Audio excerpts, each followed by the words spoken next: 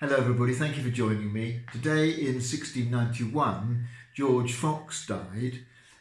George Fox, the founder of the Society of Friends.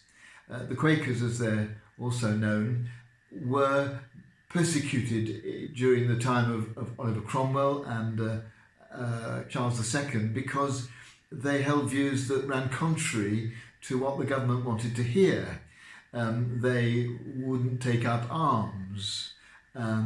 They fought against unjust taxes, and they held religious views which were thought to be heretical.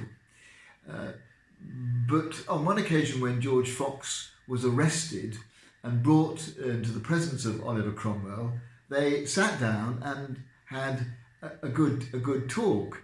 And clearly George Fox trying to explain to Oliver Cromwell where he was coming from, and at the end of the conversation, Oliver Cromwell, apparently with tears in his eyes, said that George Fox would be welcome at his home at any time.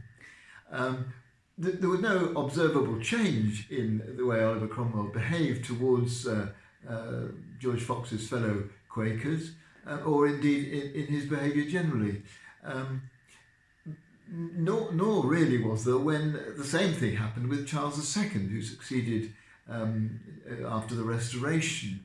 He also had George Fox arrested because he thought he was a dangerous person, and George Fox from his prison wrote to Charles II a number of letters explaining his situation, telling him why he believed what he did.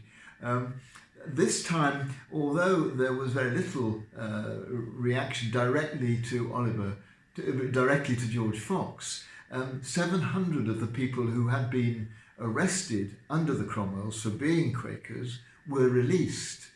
And so the attempts of George Fox to do what we would now describe as speaking truth to power had some effect.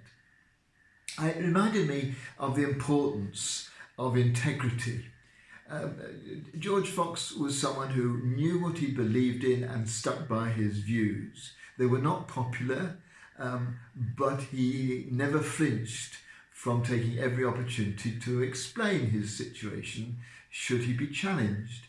And I think it's good if we can have the same kind of integrity, that we know where we are, we know what we believe, whether it's about society or about politics or about religion, and are prepared to defend that and not to kowtow to anybody else's view just because they appear to be a little bit more powerful, a little bit more influential, a little bit more knowledgeable maybe than we feel we are.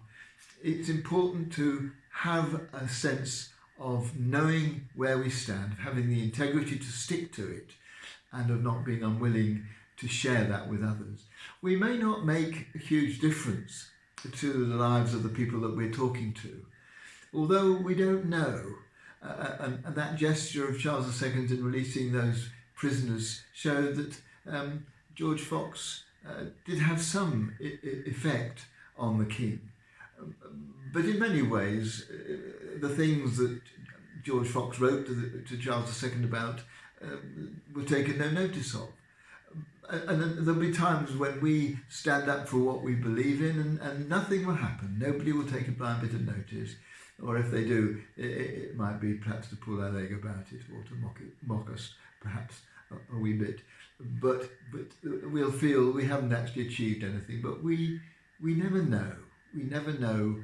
And of course, George Fox, because of his influence subsequently, has, and the way the Society of Friends has developed, has had an influence on the lives of many people. And so today I can't be like him because he had exceptional gifts, but it would be good to think that like him we have integrity, that we stand where we stand and we're not afraid to own it.